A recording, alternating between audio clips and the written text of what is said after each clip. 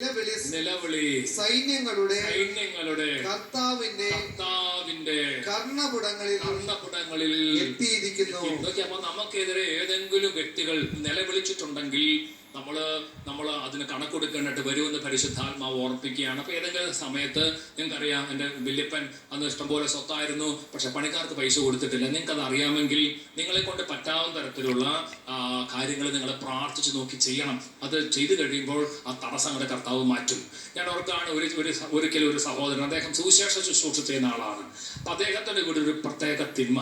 അപ്പൊ അദ്ദേഹം തിന്മ എന്ന് വെച്ച് കഴിഞ്ഞാൽ കുറച്ച് സീരിയസ് തിന്മയാണ്. അദ്ദേഹത്തിന്റെ അപ്പന്റെ പെങ്ങള് പെട്ടെന്ന് ആത്മഹത്യ ചെയ്യുന്നു, അവന്റെ ഗ്രാൻഡ് ഫാദറിന്റെ പെങ്ങള് പെട്ടെന്നൊരു മരണം ഉണ്ടാകുന്നു.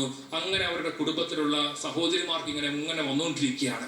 ഇതെല്ലാം വന്ന് അദ്ദേഹം നോക്കുമ്പോൾ അതിനെക്കുറിച്ച് അദ്ദേഹം മതരെല്ലാം കേട്ട് അതിനെക്കുറിച്ച് അദ്ദേഹം സ്റ്റഡി ചെയ്തപ്പോൾ അദ്ദേഹത്തിന് മനസ്സിലായി, എന്തോ ഒരു പ്രത്യേക കൃപ ഞങ്ങളുടെ കുടുംബത്തിലേക്ക് വരണം. അപ്പൊ അദ്ദേഹം അതിനെക്കുറിച്ച് കണ്ണീരൊഴുക്കി കുറെ കാലം ദൈവത്തോട് പ്രാർത്ഥിച്ചു.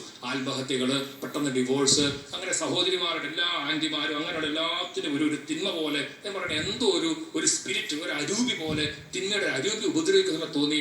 അദ്ദേഹത്തെ ഏറ്റവും പ്രായമുള്ള കാർന്നവരോട് ചോദിച്ചു, അപ്പാപ്പ ഇങ്ങനെ ഒരു കാര്യമുണ്ടല്ലോ, എനിക്ക് തോന്നുന്നത് എന്തോ ഒരു തിന്മ നമുക്ക് സംഭവിച്ചിട്ടുണ്ട്, അറിയാമെന്ന് വെച്ചാൽ പെട്ടെന്ന് അപ്പാപ്പ കണ്ണീരൊഴുക്കി പറയാം, മോനെ നമ്മുടെ ജീവിതത്തിൽ അങ്ങനെ സംഭവിച്ചിട്ടുണ്ട്. നമ്മൾ പണ്ട് നിനക്കറിയാം, വലിയ ജന്മികളായിരുന്നു, ഭയങ്കരമായ സ്വത്തുണ്ട്. അപ്പോൾ പാവപ്പെട്ട ഒരു പുലയൻ, ഒരു പാവപ്പെട്ട ഒരു മനുഷ്യൻ, അദ്ദേഹത്തിന്റെ ഒരു കുഞ്ഞൊരു വീട്.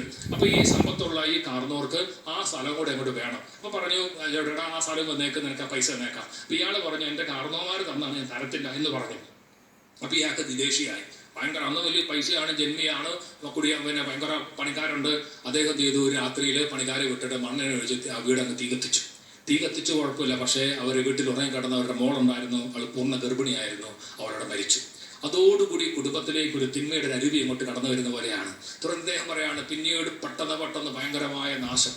തുടർന്ന് ഇദ്ദേഹത്തിനെ കുറിച്ച് അറിഞ്ഞ് അദ്ദേഹം അനുദപിച്ച് അദ്ദേഹം യേശുക്രിസ്തുവിൽ മുഴുവനായിട്ട് വിശ്വസിച്ച് അദ്ദേഹം ആ ദേശത്തേക്ക് ചെന്ന് അദ്ദേഹത്തിന് അങ്ങനെ അവിടെ ജീവിച്ചിരിക്കുന്ന ഈ മരിച്ചുപോയ അവരുടെ കുറച്ച് ആൾക്കാരുണ്ട്, അവർക്കെല്ലാം കുറച്ച് പൈസയൊക്കെ കൊണ്ട് കൊടുത്ത് അനുദപിച്ച് അവരോടൊക്കെ സോറി പറഞ്ഞ് ഇദ്ദേഹം എന്ത് ചെയ്തു, ഇദ്ദേഹം അതെല്ലാം എളിമപ്പെട്ട് അദ്ദേഹം തിരുത്തി അദ്ദേഹം യേശുവിലേക്ക് വന്നു കഴിയുമ്പോൾ അവിടെ വിടുതലാണ്. അദ്ദേഹം പറയാണ്, തുടർന്ന് ആ ഒരു തിന്മയുടെ കെട്ട് കർത്താവ് അഴിച്ചു. യേശുവിൽ പ്രധാനമായിട്ടും വിശ്വസിക്കുന്നതോടൊപ്പം തന്നെ നമ്മൾ സക്കേവൂസ് ചെയ്തതുപോലെ പരിഹാര പ്രവൃത്തി ചെയ്യാൻ ഇന്ന് പരിശുദ്ധാത്മാവ് നമ്മളെ വിളിക്കുകയാണ്. റോമാലേഖനത്തിന്റെ 8-ാം അധ്യായത്തിന്റെ 1-ാമത്തെ വാക്യത്തിൽ പൗലോസ്ലീഹ പറയാണ്, യേശുക്രിസ്തുവിനോട് ഐക്യപ്പെട്ടിരിക്കുന്നവർക്ക് ശിക്ഷാവിധിയില്ല. നമ്മൾ യേശുക്രിസ്തുവിനോട് ഐക്യപ്പെടണം. യേശുവിനോട് അങ്ങ് ഐക്യപ്പെടാനുള്ള ഒരുപാട് അവസരങ്ങളിൽ പ്രധാനപ്പെട്ട ഒരു അവസരമാണ് നല്ല കുമ്പസാരം നടത്തുക എന്നുള്ളത്. നമുക്കറിയാം, കർത്താവിന്റെ മരണത്തിന് ശേഷം അവിടുന്ന് ഉത്ഥാനം ചെയ്തിട്ട് ഈശോ തന്റെ 11 അപ്പോസ്തലന്മാരെ വിളിച്ച് പറയുകയാണ്, യോഹന്നാന്റെ സുവിശേഷം അതിന്റെ 20-ാം അധ്യായം 22-23 വാക്യങ്ങൾ. യോഹന്നാൻ 20:22-23.